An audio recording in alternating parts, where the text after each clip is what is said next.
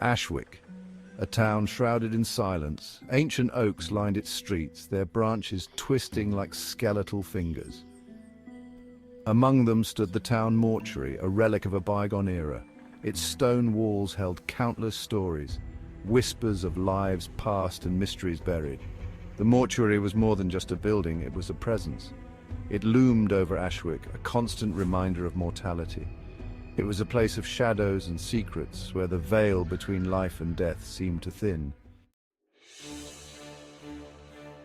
Emily adjusted her spectacles, her gaze sweeping across the cold, sterile room. The dim light cast long shadows, making the room feel even more desolate. She took a deep breath, trying to steady her nerves. The air hung heavy, thick with the scent of formaldehyde and fear. It was a smell she had grown accustomed to, yet it never failed to send a shiver down her spine. The only sound was the ticking of the old grandfather clock in the corner. Its rhythmic ticking was both a comfort and a reminder of the endless hours ahead. Each tick was a hammer blow against the silence, a stark reminder of time's relentless march. The clock's hands moved slowly, each second stretching into an eternity. It was Emily's turn for the night shift. She had drawn the short straw, as always, and found herself alone in the mortuary once again. A solitary vigil in the company of the departed. The silence was oppressive, broken only by the occasional creak of the building settling. She never quite got used to it, the stillness, the chill that seemed to seep from the very walls. Tonight, however, felt different. There was an unusual tension in the air, a sense of foreboding that she couldn't shake. An unsettling premonition gnawed at her. She couldn't pinpoint the source of her unease, but it was there, lurking in the shadows, waiting. Emily tried to dismiss it, attributing it to the long hours and the eerie atmosphere, but the feeling persisted. She glanced around the room, half expecting to see something out of place, but everything was as it should be. Yet, the sense of being watched, of not being alone, was overwhelming. She took another deep breath, steeling herself for the long night ahead, hoping that her instincts were wrong. A heavy thud echoed from the loading bay, followed by hushed voices. A new arrival. Emily steeled herself. It was her duty to prepare the deceased for their final farewell. But something about this one felt different, wrong. The deceased arrived, wheeled in on a gurney. Lucian Marek, the name tag read. His face was pale, almost translucent, his eyes closed as if in a deep slumber. There was an instruction pinned to his shroud. Midnight. Prepare him then, alone. The hours crawled by, each tick of the clock echoing like a distant drumbeat in the silence. The silence of the mortuary was broken only by the rustle of Emily's gown as she worked, her movements methodical and precise. Yet she felt a growing unease, a prickling sensation on the back of her neck that she couldn't shake off. The air seemed to crackle with an unseen energy, an electric tension that made her skin tingle.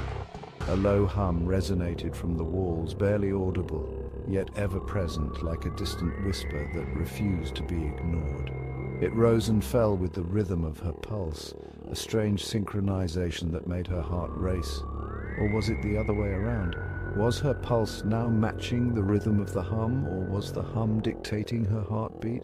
Her pulse now matched the rhythm of the hum, a steady beat that seemed to control her very being. Fear was a creeping vine, slowly tightening its grip on her heart, making it hard to breathe. What is happening here? She wondered, her mind racing with possibilities.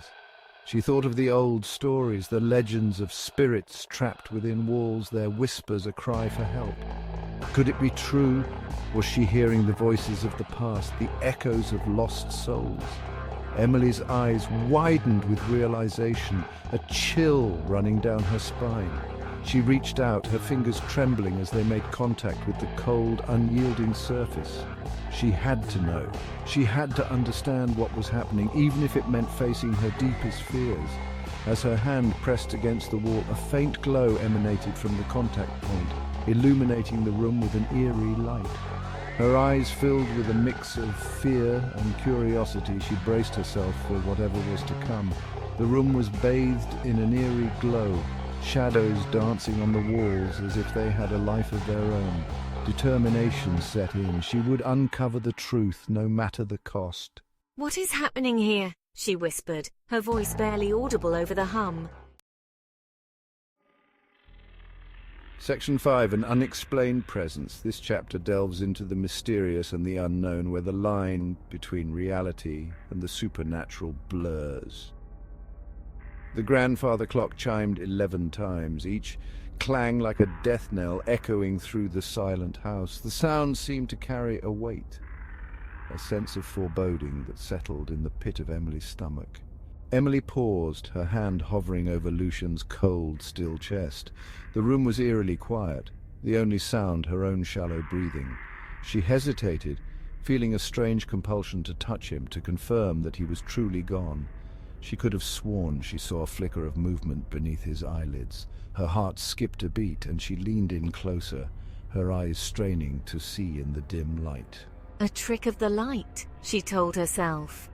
But doubt gnawed at her, refusing to be silenced. The shadows on the wall seemed to dance and shift, playing tricks on her mind. A cold draught swept through the room, swirling around her like an icy phantom. It was as if the very air was alive, whispering secrets she couldn't quite hear. The temperature plummeted, and the scent of decaying lilies filled the air. The flowers, once vibrant, now lay wilted and lifeless. A stark reminder of the passage of time and the inevitability of death. The hairs on the back of her neck stood on end. Something was terribly wrong. She felt an overwhelming sense of dread, as if unseen eyes were watching her every move. The room seemed to close in around her, the walls pressing in, suffocating her with their oppressive presence. Emily's hand trembled as she reached out once more, her fingers brushing against Lucian's cold skin. She had to know, had to be sure. But as she touched him, a chill ran through her, and she pulled back, her heart pounding in her chest. In the corner of her eye, she saw a shadow move, a fleeting glimpse of something that shouldn't be there. Panic surged through her, and she turned quickly, but there was nothing, just the empty room filled with the echoes of her fear. Emily's eyes were wide with terror, her breath coming in short, ragged gasps. She knew she had to leave, to get out of this place before it consumed her. But something held her there, a force she couldn't explain, a presence that refused to let her go. Section 6. The clock strikes 12. Midnight. The grandfather clock struck, its sound heavy and final. The single bulb illuminating the room flickered and died, plunging Emily into absolute darkness. Panic clawed at her throat, threatening to consume her. Then a faint glow emanated from Lucian's body. It grew in intensity, illuminating the room in an eerie, otherworldly light. Emily watched in horror as the shroud that covered him began to move. It was as if something was breathing beneath it. Section 7. A Glimmer of Life. A gasp escaped Emily's lips. Lucian's eyes snapped open, glowing with an unnatural light. They were not the eyes of a man who had known death. They were filled with an ancient, malevolent power. His hand shot out, icy cold, gripping her wrist with an inhuman strength. His touch sent a jolt of fear through her, paralyzing her in place. "Leave."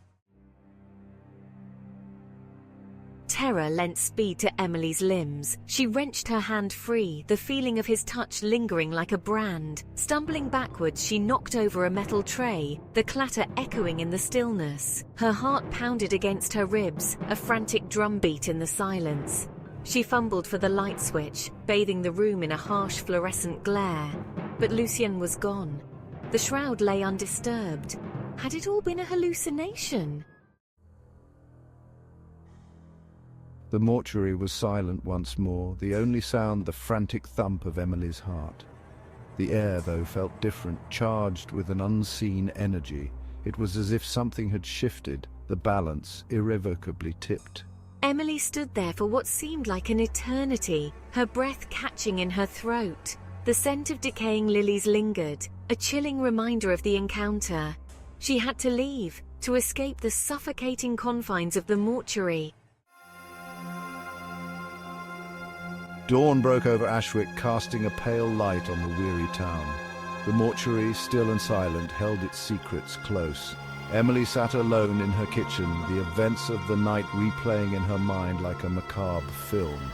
The rational part of her mind tried to explain it away. Stress, fatigue, an overactive imagination, but deep down, a primal fear gnawed at her. She knew what she had seen. She had looked into the eyes of death, and it had blinked back. Life in Ashwick resumed its usual placid rhythm, yet the memory of that night lingered in the air, a silent spectre haunting Emily's every waking moment. The mortuary stood, as always, a brooding sentinel against the passage of time. The questions remained unanswered and unsettling. Who was Lucien Marek, and what dark power did he possess? Had he truly come back to life, if only for a fleeting moment? The answers, like the secrets held within the walls of the old mortuary, remained elusive, shrouded in shadow and fear.